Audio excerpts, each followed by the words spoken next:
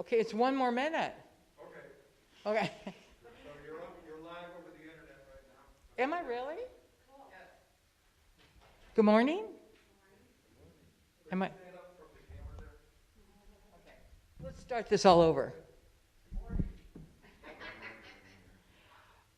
Am I live? You've been live for 4 minutes. Good morning. This is the end of daylight savings, or is it the beginning? End? It's the end. So everybody had another hour of sleep today. How are you feeling?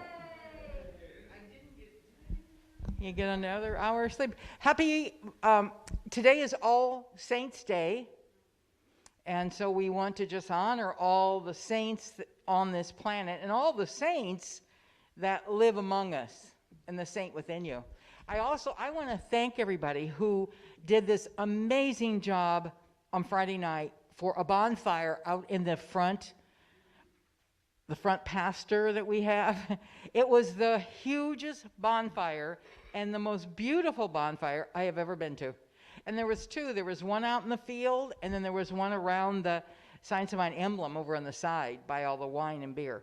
It was just delightful. People wore their masks, and I see Carlos is here, and he helped build that fire. Thank you, Carlos. First, they came out and got all the brush around all over the yard and started burning that first. And then they put these huge logs in it. It was like the logs came up to like this far. It was so cool. So Skip and Pam did a lot of it. Pam did all the decorating for out there, and it was just an amazing evening. Singers came with their guitars, and people got to share. It was a great beginning to November. And we also celebrated Coach, who is buried here in the front yard. And yeah, we put a tombstone on. We picked it up because we want to stand it up, so we're afraid it might break if people stand on it. But there's another heart-shaped rock that was dedicated to Coach that someone painted, so it's out there. And actually, in the Jewish tradition, everybody brings a rock and puts it on the grave. So we had one person do that. They brought a rock. So if you ever come on a Sunday or during the week, bring a rock and just put it on Coach's burial ground. So my name is Mary Jean DeRusha, and I want to thank you all around the world for watching us today and knowing that your life is changing in marvelous ways. I know that we're guided by the divine intelligence. We are here so that we let go of anything that causes us angst. Are you ready to do that? Let go of anything, any idea, anything, because everything actually is unfolding in perfect divine order.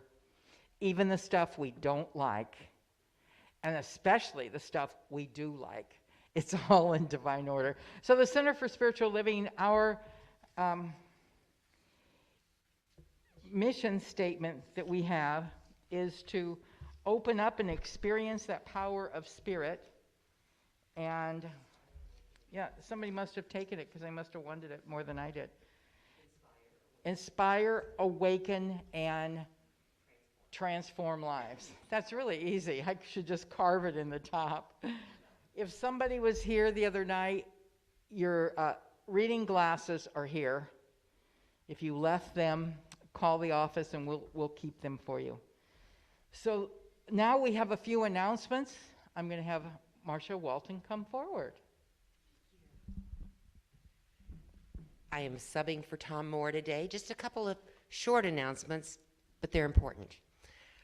Classes are back. Class is back. I know we're all excited about that. Reverend Larry and Reverend Mary Jean invite you to join in as they teach The 3 Questions by Don Miguel Ruiz. The combination of Don Miguel and Mary Jean and Reverend Larry is amazing. I love Don Miguel Ruiz. Classes will start online on Zoom for 3 consecutive Tuesdays from 6:30 to 8:30 p.m., starting Tuesday, November 10th. Class number 2 on the 17th, and the final class on the 24th. The cost for this class series is only $40.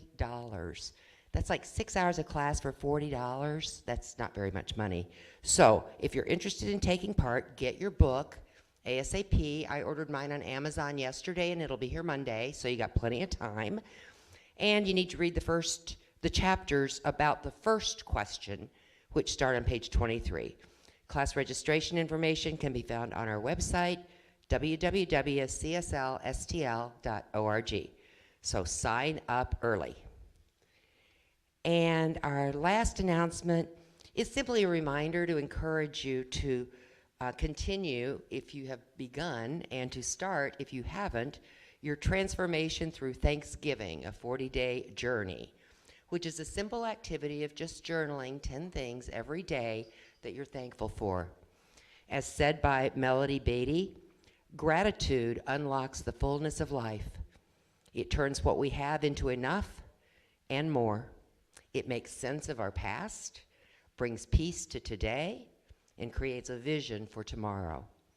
So the idea is simply to make time each day to take a few minutes to write down 10 things you have gratitude for. I do mine in my phone, actually. I've got a list of like 400 that have accumulated over the years.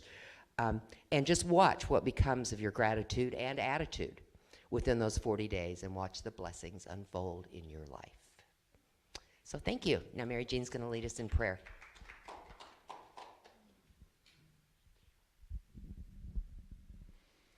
This morning, I am your prayer team leader. And I've already said this, but I want to acknowledge again Skip and Pam for the amazing Friday night bonfire Halloween party. It was fabulous. And it was nice sitting around. A lot of us wore masks and were able to just gather together outside and watch that amazing moon rise. I would like to share with you a prayer.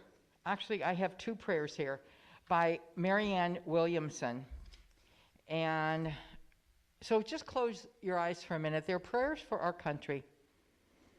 Dear God, we come together, different perspectives, different politics, different cultures, to ask that you heal our country. We surrender to you the thoughts and attitudes we now hold, and empty our minds that they might be filled by you. Show us to each other as you would have us see each other. Show us the world as you would have us see the world. Guide our listening as you would have us hear each other. Teach us and inspire us. Use us on your behalf. That's from Marianne Williamson, Healing the Soul of America. And she has another one that I think is beautiful that I want to share also. May this country once again become a light unto the nations of hope and goodness and peace and freedom. May violence and darkness be cast out of our midst. May hatred no longer find fertile ground in which to grow here. Make all of us feel God's grace upon us. Reignite, dear God, the spirit of truth in our hearts. May our nation be given a new light, the sacred fire that once shone so bright from shore to shore. May we be repaired. May we be forgiven. May our children be blessed. May we be renewed. Dear God, please bless America. Amen. So may we all hold that in our hearts, the blessings on the United States of America. Declare peace. Declare harmony. Declare divine right action, knowing that whatever happens is part of a sacred plan to awaken our consciousness. So I know, and as I offer a blessing and prayer to each one of us, I know greater good is unfolding. I accept it. I honor it. I believe in it. I cherish it. And I give thanks for it. And so I let it be. And so it is. Is there a thought for the day, Larry? Okay. Okay, music. We have amazing music. Yes, Anna and Jared. Thank you so much for being here. Thank you. Good morning.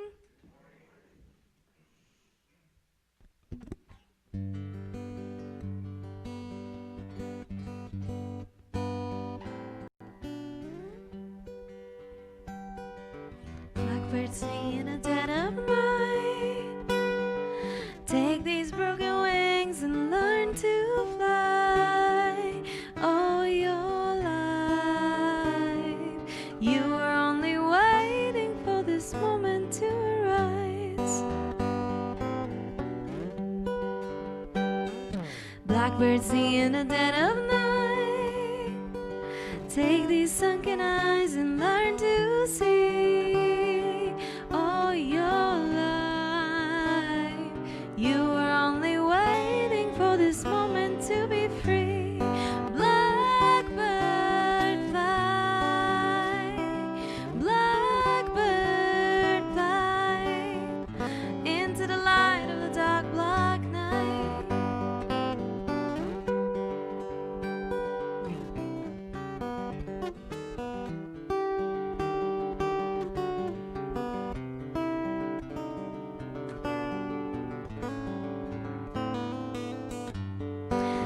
Blackbird fly, blackbird fly into the light of dark black night. Blackbirds sing in the dead of night. Take these broken wings and learn to fly. All your life, you were only waiting for this moment to rise. You were only waiting for this moment to rise. You were only waiting for this moment to be free.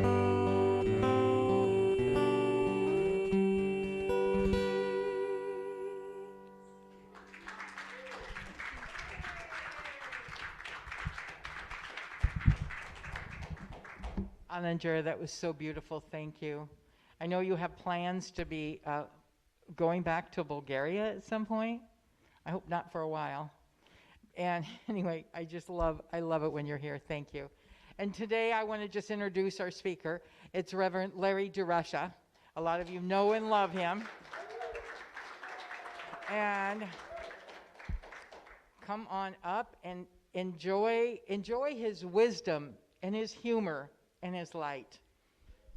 Here is Larry. Take it away. I'm not used to speaking through a mask like you are. Good morning.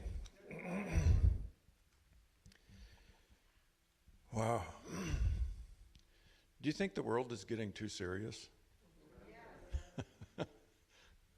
Well, certainly the media has gotten serious, but I think all of us have gotten a little too serious in our lives. So let's talk about why we seem to be so serious and we seem to be struggling so much and why we seem to have,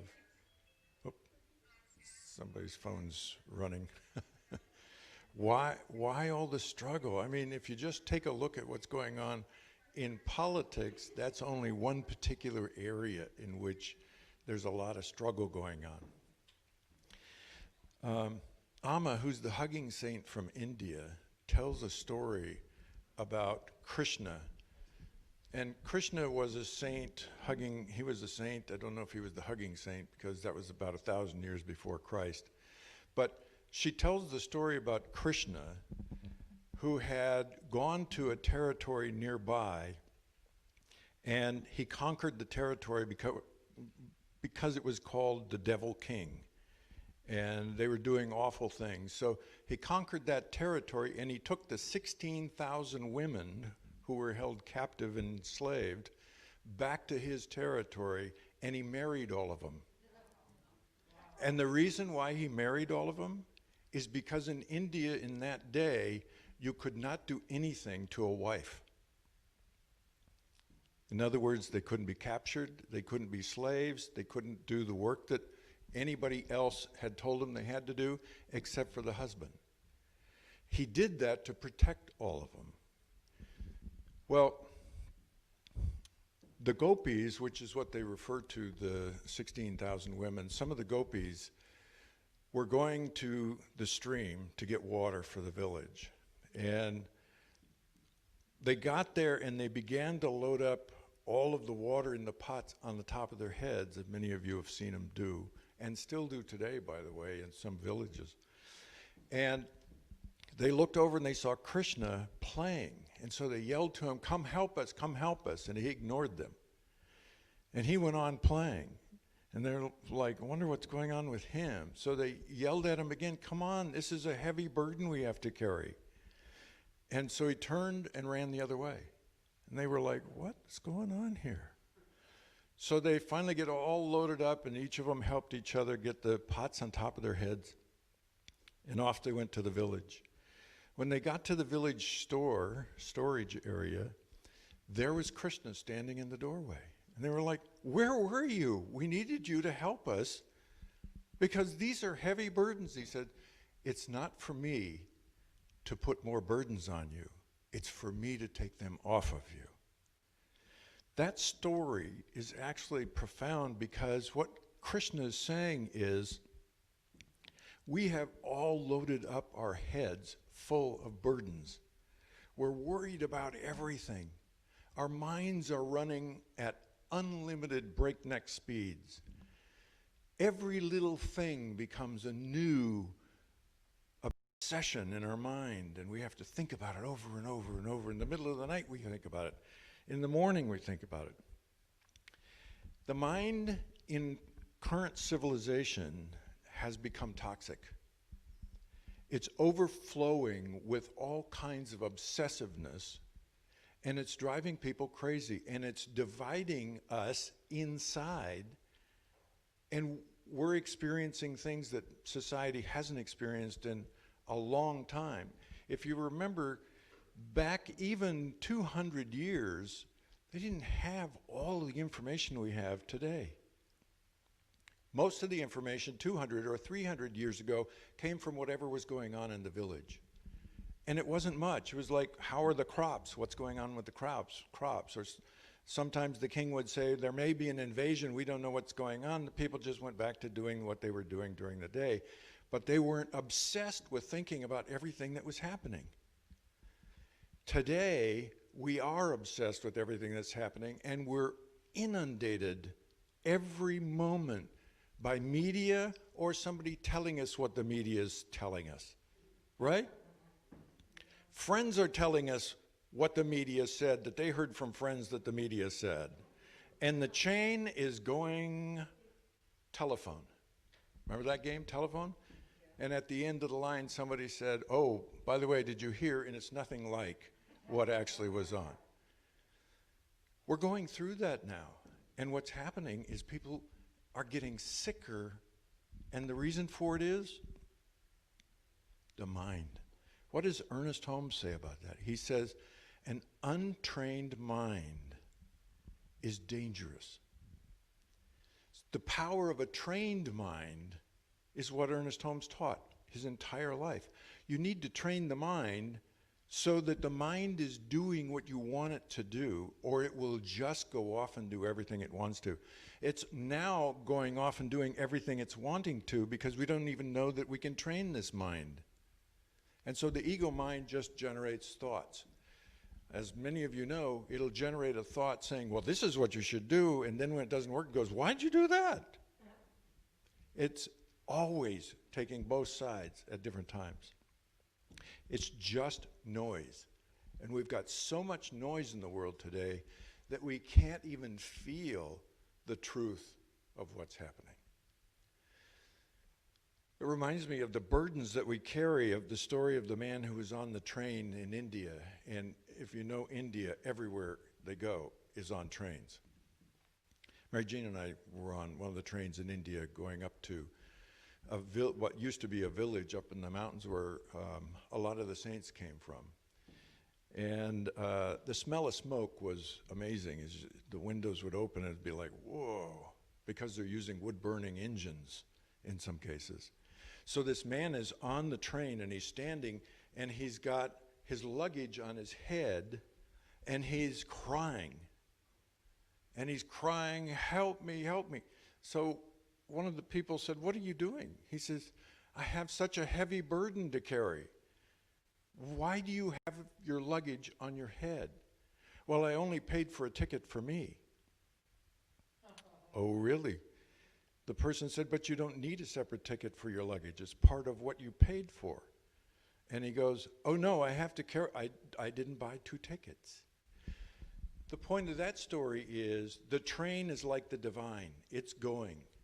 we're on the train in a journey, and yet we're carrying all this baggage on our head, and we don't think we can put it down. We need to let go of this. We need to let go of all this craziness that's going on, all the divisiveness. I was talking with Tracy at the fire pit the other night, and we were talking about communicating with each other. That communicating with each other now on topics is difficult. Everybody's entrenched in their position.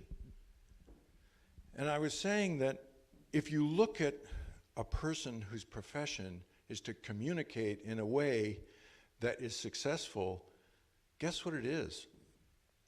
Hostage negotiators. They have like a 90-some% success rate. And why is that? It's because they follow a very simple formula.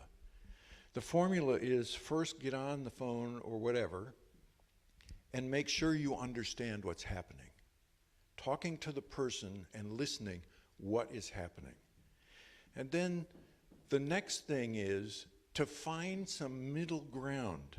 Middle ground meaning they agree and we agree on something. Oh, and it's not the biggest issue, it's some small issue. Oh, we can agree on that, that's great. And then you begin to build rapport from there. And then you want to have a position where you're not telling or demanding something from the other person, but what you're doing is you're asking them, what do they want? But you're asking in a very specific way. You're giving the other person a menu. In other words, you're giving them choices.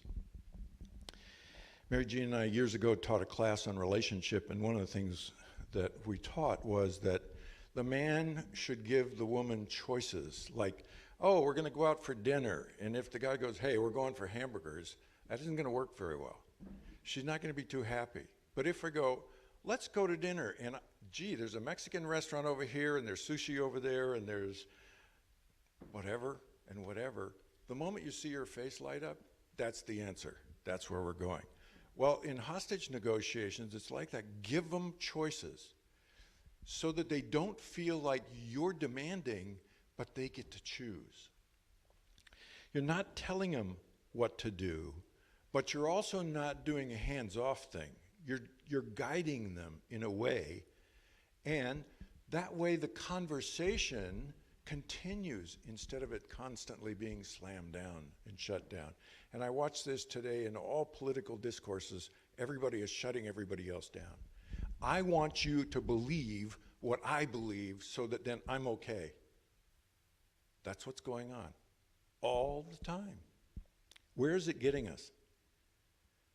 Does anybody see the kind of things that's going on with politics out there? Yeah, are you taking a position? Yeah, you're standing in a position and then you're demanding everybody else meet that position, and how's that working for you? Perfect, you have one friend.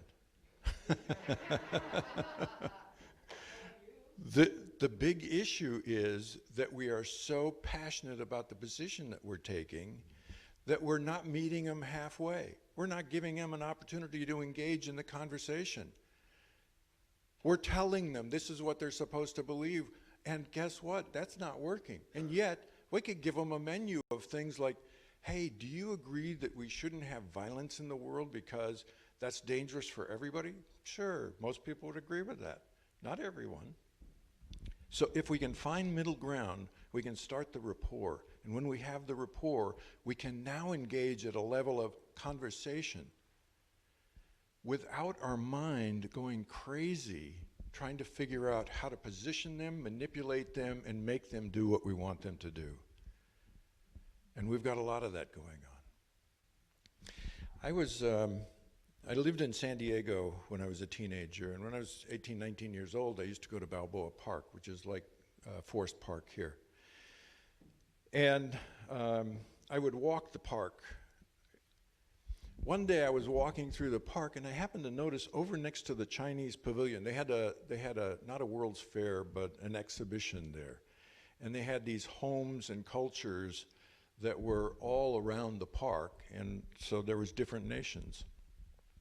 And out in front of the Chinese pavilion, there was this man sitting next to a tree, and he had just enough of a stomach that he could set a rice cup on it, and he could eat with his sticks, his chopsticks.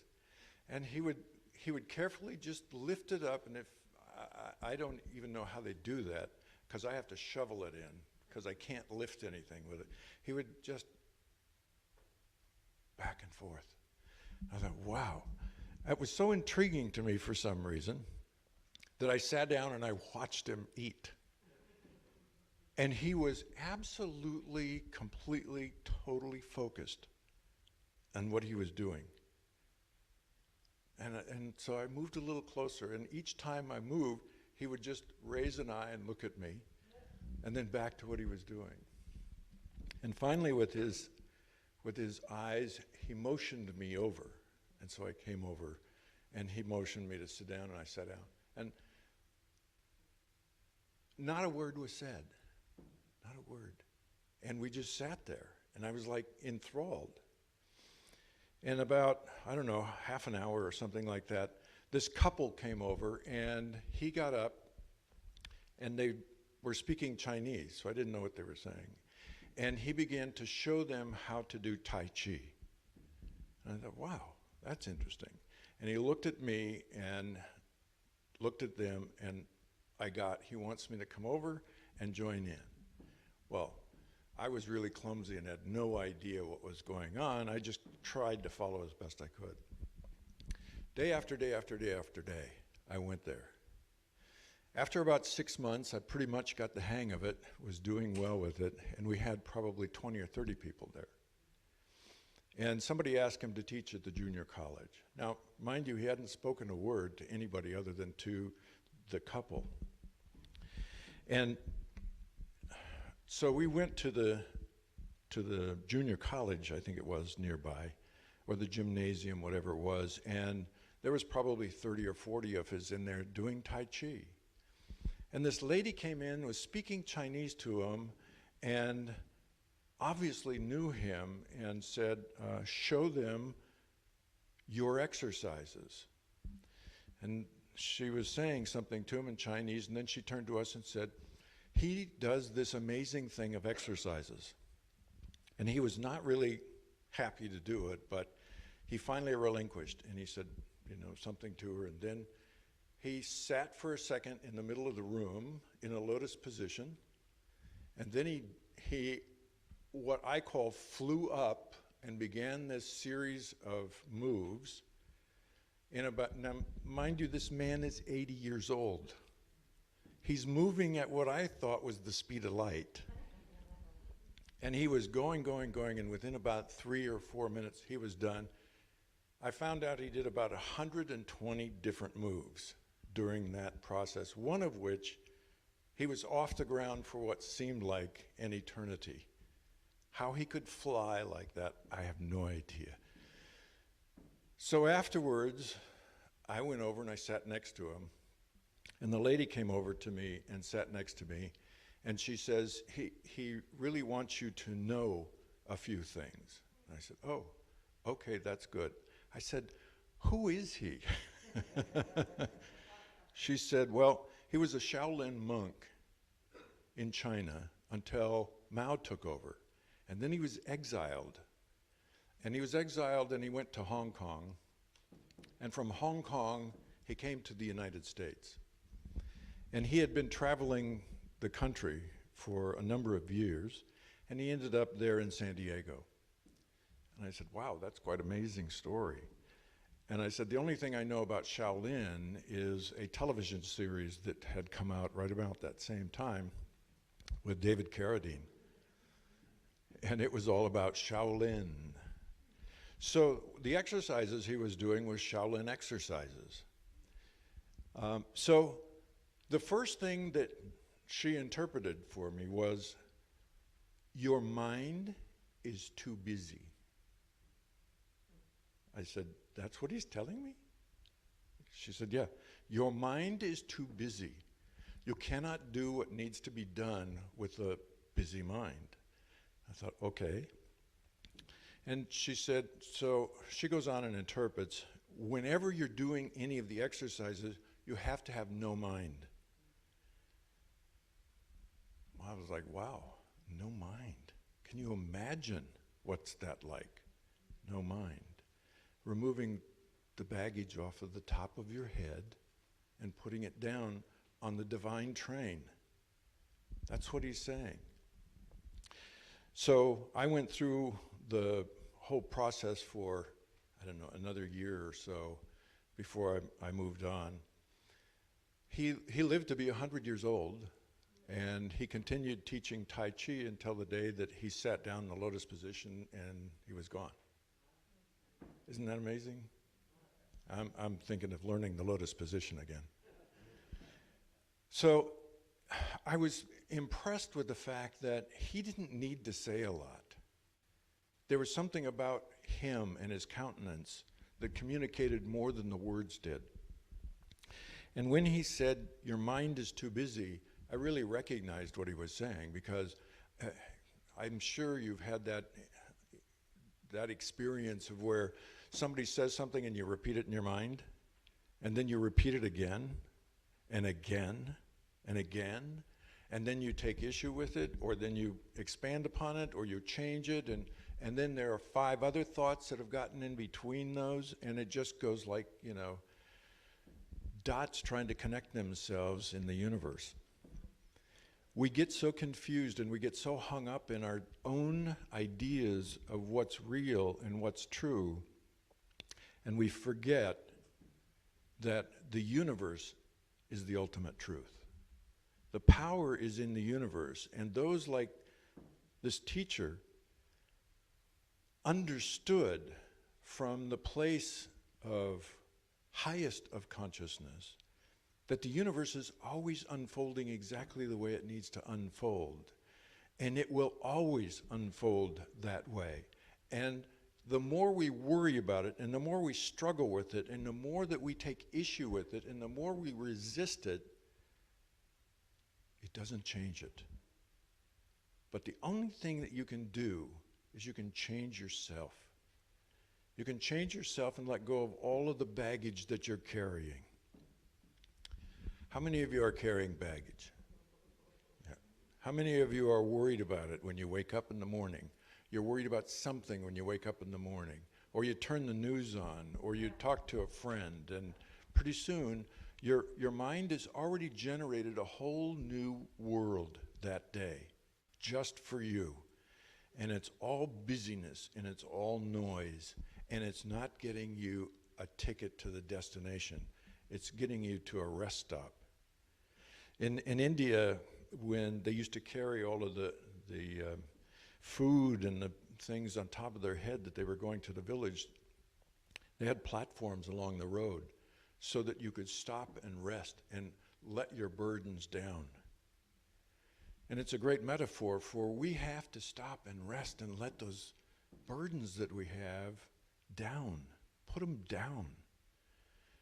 I think that the hardest thing for me is that the universe is all one.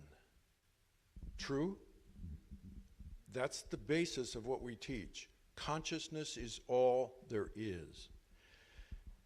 We have choice. Our choice is in what we are aware of and how we apply that to what we're aware of in the outer world. Our greatest choice is what takes place in the inner world.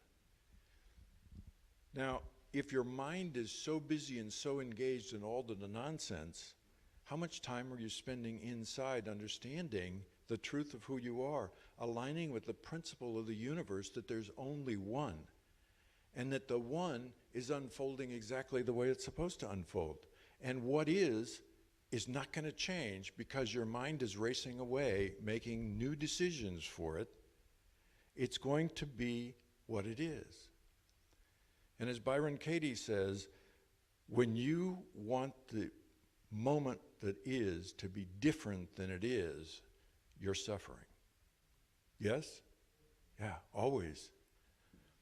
So the great thing that this teacher gave me was, you can flow.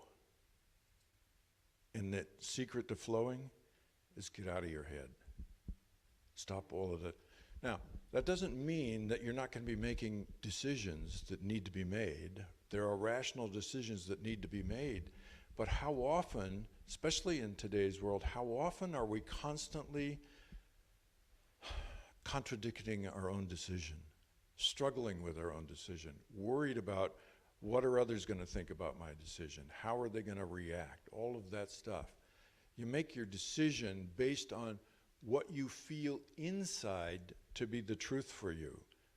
That's how you make your decisions. Not the truth from the ego standpoint, the truth from the power that is, as Ernest Holmes says, within you at the center of your being, which moves and has its being in and through you. And as we ignore that, we get wrapped up in the world. And the world is crazy, if that's what you believe it to be. Because everything that shows up out here is reflecting back to you what you have going on inside. Yes? Yeah, so take a deep breath.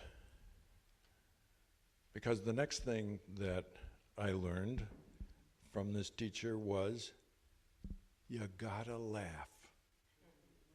He looked at me and he told me I was too serious. And I don't laugh enough. How many of you are laughing enough? First thought that comes into your head, laugh. Ready? 1, 2, 3, laugh. Even if you have to struggle and pretend that you're laughing, laugh. As we know from some of the people who have done research on this subject, laughing is the best medicine. Because laughter changes the hormones and the structure of the chemistry in the body, and it improves your wellness. I know from when I had my death experience from cancer that I learned that about 2 weeks before the incident happened, and I was watching every comedy show that was on television, and every person who was telling jokes I was listening to. And it was amazing. So you can lighten your life by just allowing yourself to feel more free and open and laugh about things. Laugh about all of the silly things that are going on in the world. Your life is going to improve instead of constantly going downhill because you're buying into all the nonsense. Yes? Can you promise to laugh at least once a day? Yeah? Okay. So here's the big thing.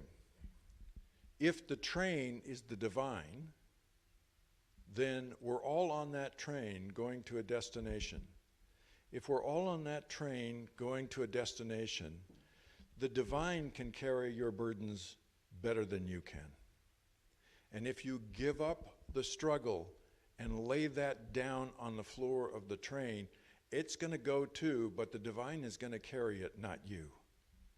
And when you laugh, you make the trip better for you and for everybody around you. When you're light, you make the trip better for you and everybody around you. Does that make any sense at all, what I was saying? Okay. So I'm going to challenge you that this is the week. This is the week where you're going to get out of your head, give it to the divine, and you're going to laugh your way into the voting booth and out. Yes? And everybody you see in line, it's your opportunity to laugh with them, to help them feel better. Because it's all about selfless service. And what greater way to do that than just smile with somebody? Okay.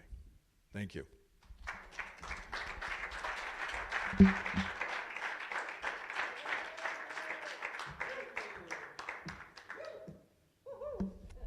Thank you, Larry.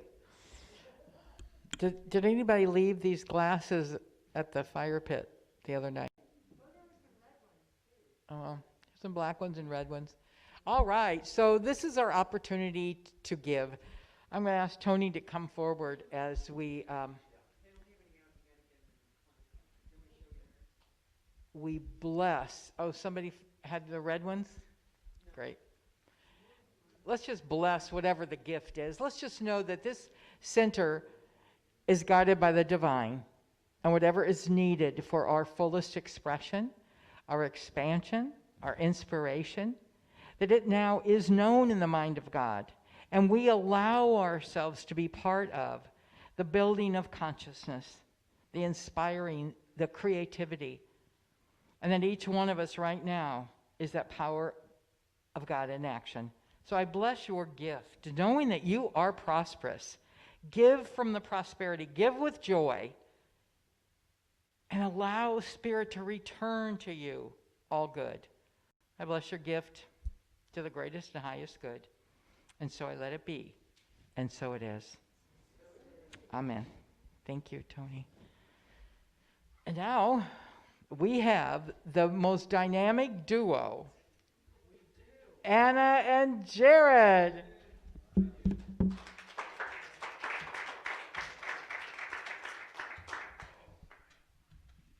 Thank you.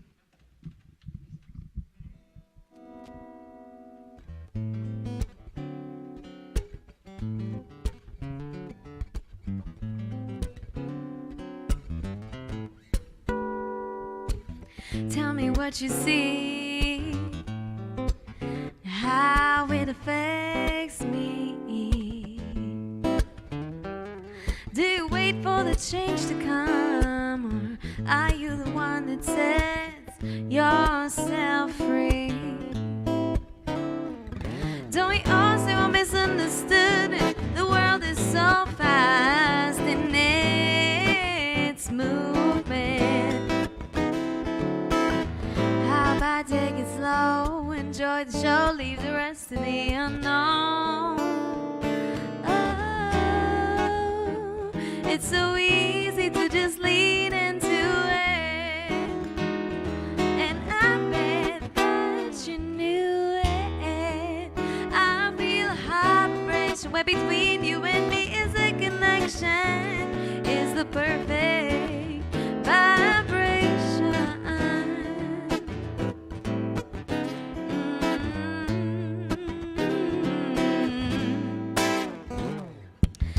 Take time seriously and then it slow, speeds up and then it's gone, gone. Take it seriously and then you don't, just a reminder and now is all I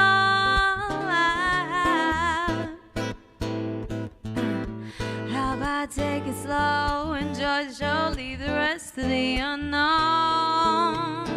Oh, it's so easy to just lean into it, and I bet that you knew it. I feel a high vibration where between you and me is a connection, is the perfect vibration.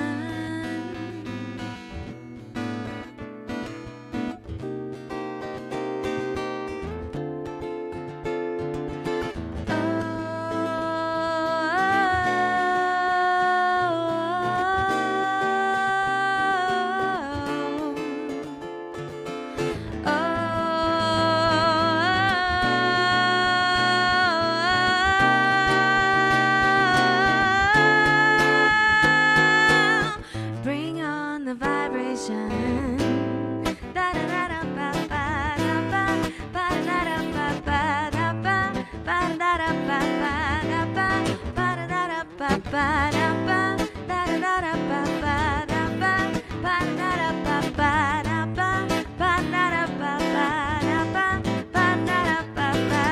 How about take it slow, enjoy the show, leave the rest to the unknown. Oh, it's so easy to just lean into it, and I bet that you knew it. I feel a high vibration where between you and me is a connection, is the perfect vibration. It's just so easy to just lean into it. It is the perfect vibration.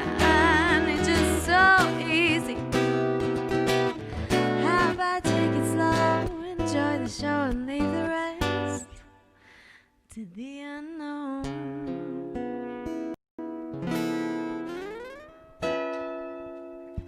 Thank you. Thank you, guys.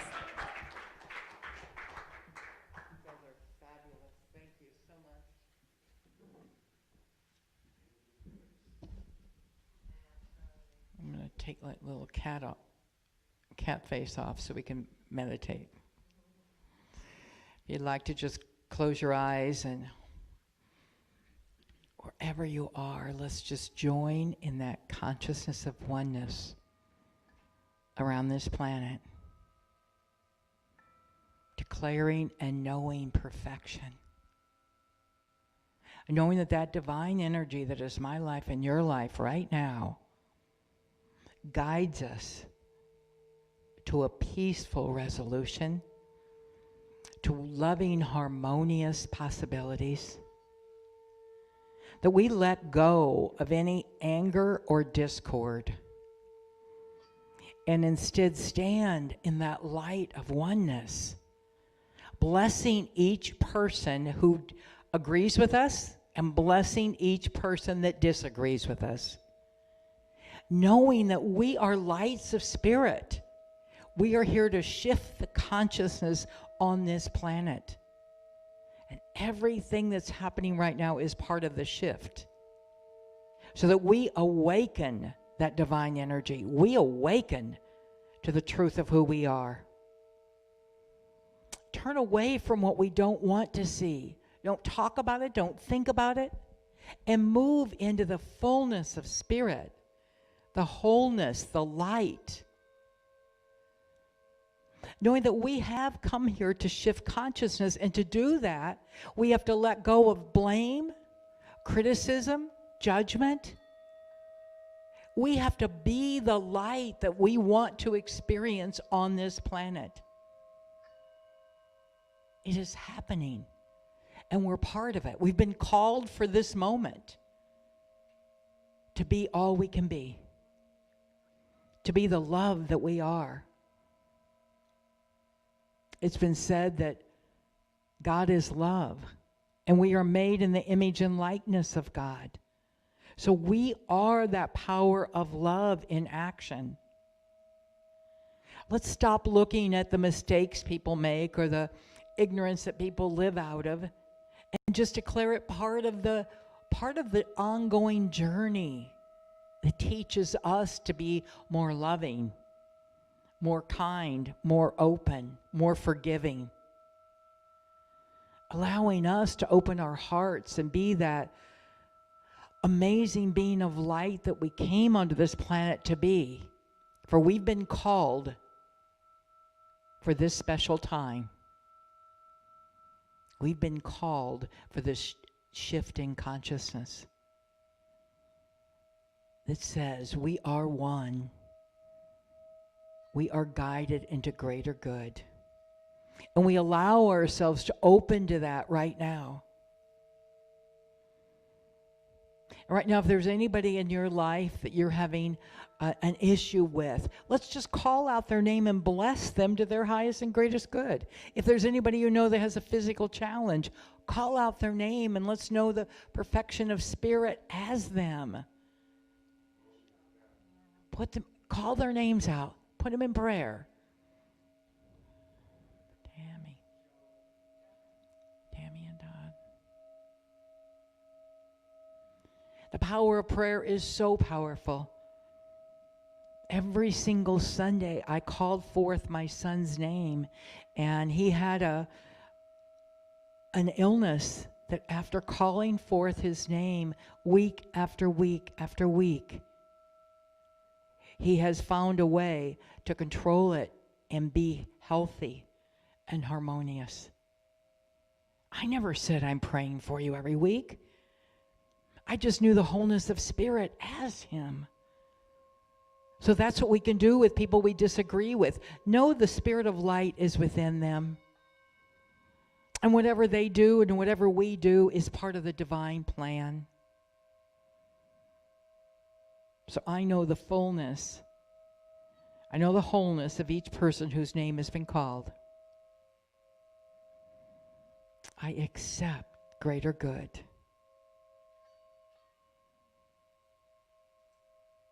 Right now for each one of us.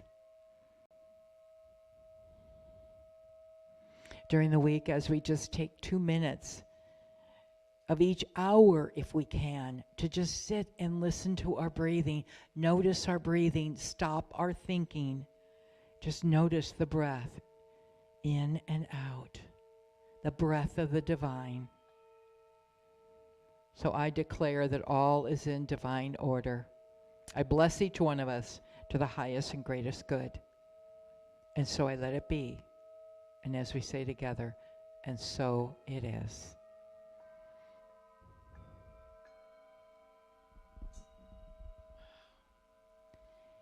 Thank you, Sherry, so much. I love being in that temple. I'm going to have you repeat after me. Something wonderful is happening in me right now. Wonderful is happening in me right now. It is this thing called love. Is this thing called love. Love is in my body. Love is in my mind. Love is in everything I do. I receive it. I share it. I am it. I accept life just the way it is. Accept life just the way it is, and just the way it is not. Just the way it is not. Thank you, divine presence of love. And so it is. Before our final song, I also want to thank Marcia Willman, who came and was head bartender on Friday night. Thank you, Marcia. Along with Michelle Brown and Cindy Summers, they came and they all helped too. So, but thank you. And thank you for everybody who generously tipped our bartenders. And I want to thank Christine Blickham for coming back from Wyoming. And the bookstore is now open. And if you need a new mask, we have more masks in there and wonderful books. This is the time of the year. Get a book that you can just sit and devour and enjoy life. This is the time of the year that we stay inside and we read more. And get the book, The 3 Questions. Larry's talk last week was on the 3 questions. And we don't have it in our bookstore. We can't get it in time. So I use a local bookstore or Amazon, and you'll have it in a couple days from Amazon. And join us for the class on the 3 questions. Not this week, but the following Tuesday. It's going to be amazing. It'll be on Zoom, and we'll have a chance to ask questions and converse and talk and really get how do those 3 questions impact our life. Anyway, I love you. I'm so glad you're here. Remember to vote on Tuesday. If you haven't already, I will be going on Tuesday because I like being part of a crowd. And I am bringing my hand sanitizer and wearing my mask and enjoying life. I love you all, and know that whatever unfolds, we call it divine. We look for the good and we praise it. And now for Anna and Jared. You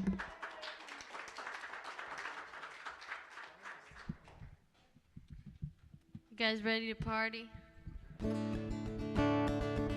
Okay, so this is a song that we'd like you guys to join us on. You know it, so get up and celebrate life. This is our chance. Our time is now. This little light of mine, I'm gonna let it shine.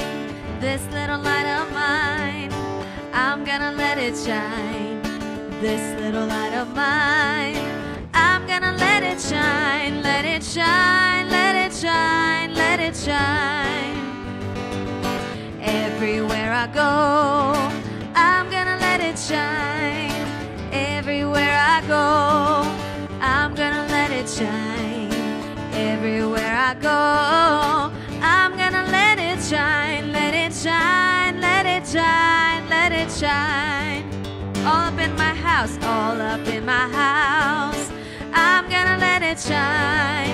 all up in my house. I'm gonna let it shine, all up in my house. I'm gonna let it shine, let it shine, let it shine, let it shine. This little light of mine, I'm gonna let it shine. This little light of mine, you guys, I'm gonna let it shine. This little light of mine, I'm gonna let it shine, let it shine, let it shine, let it shine. Let it shine, let it shine, let it shine. Let it shine.